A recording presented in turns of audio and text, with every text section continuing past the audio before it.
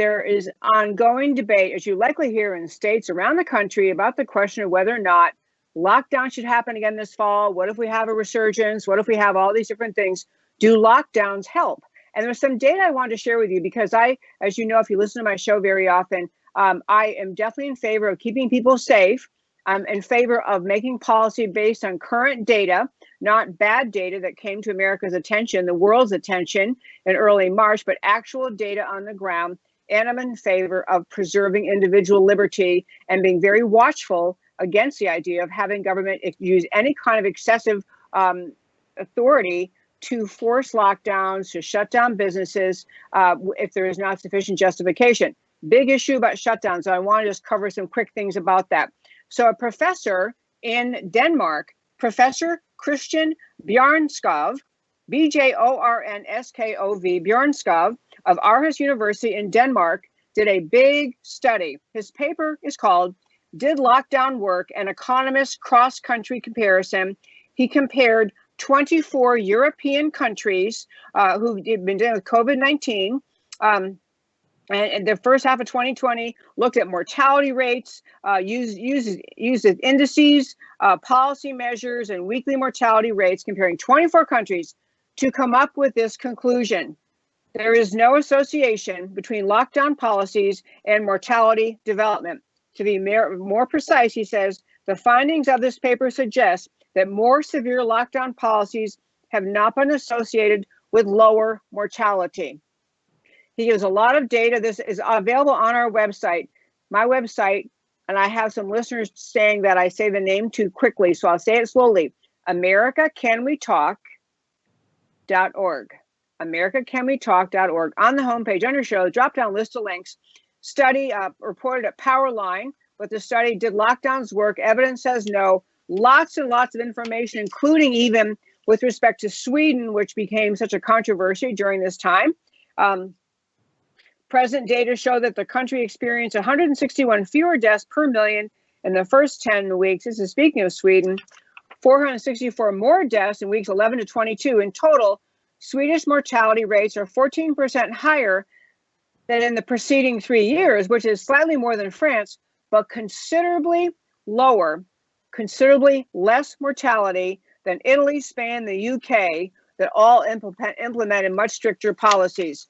Point number 2 on this, study within America, red states versus blue states. And again, this is on my website at AmericaCanWeTalk.org. You can find these articles, AmericaCanWeTalk.org. On the homepage shows drop-down list of links.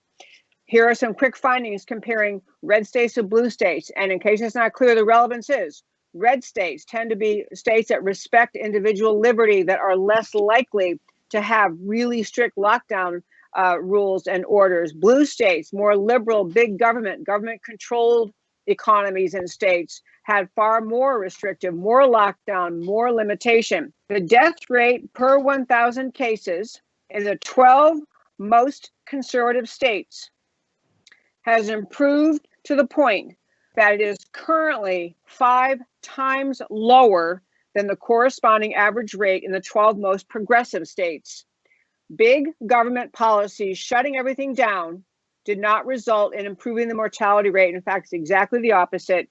In the 12 most conservative states, the death rate per 1,000 cases, 12 most conservative states, has improved to the point that it's currently 5 times lower than the corresponding rate in the 12 most progressive states. One more point to share. If you do not get this newsletter, I urge you to get it. Steve Moore, who's been on the show many times, he's part of the Committee to Unleash Prosperity.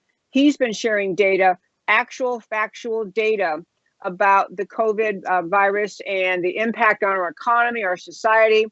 He's, of course, trying to urge, in the beginning, he was on the show many times talking about we have to formulate policy in Washington, not just based on medical input and the idea of the likelihood of spread and infection rates and all of that, but you have to weigh in policy with respect to the harm to the economy and the actual harm to people that can flow from shutdown orders that is not medical in nature. But he has a weekly email. It's really, really good. You can sign up for it. Go to Committee to Unleash Prosperity.com and you can sign up for his weekly things. I'll tell you 2 quick things or 3 quick things from his weekly email today.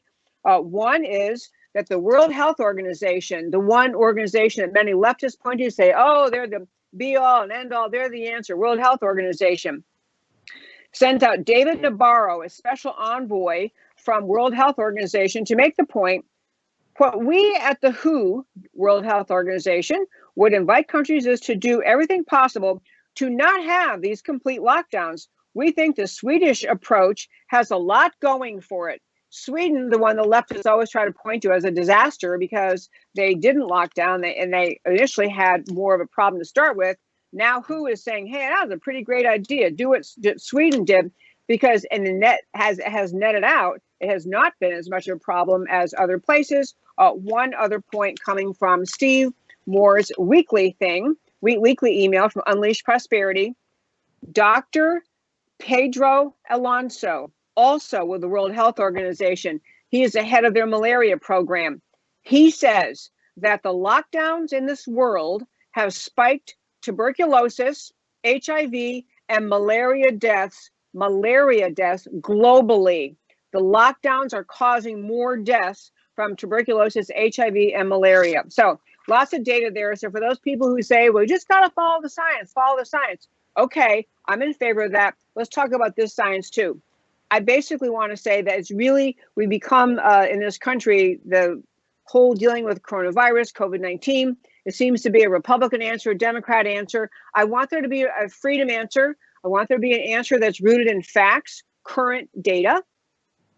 I want there to be answers that are, as we've been talking about in the show many times, answers to the coronavirus and COVID-19 issue that allow doctors the rightful place, not just the doctors at high positions in the federal government who have not treated a patient in 25 or 30 years, doctors on the ground around the country who are reporting that they are finding successful treatment. They're engaged in successful treatment of COVID-19 patients using hydroxychloroquine and the related elements that go with that, using the inhaled budesonide, the inhaled steroid, using a nebulizer. Dr. Bartlett on this show has been talking about this.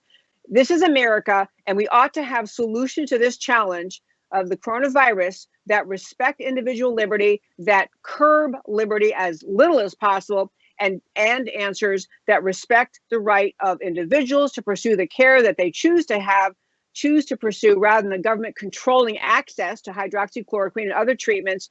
And we ought to have respect for the doctors in America on the ground treating patients who are trying to get the word out to America that they are finding successful solutions. America can handle this crisis. All the goodness and greatness of America needs to be put to the task of getting on top of this. And we have to be willing in this country to discontinue our resolute saluting to the NIH and federal government agencies that seem to be eye-rolling about any other solution other than freeze in place, stay at home, and wait until we have a vaccine. That's not good enough for America. And that, my very fine friends, is today's First Five.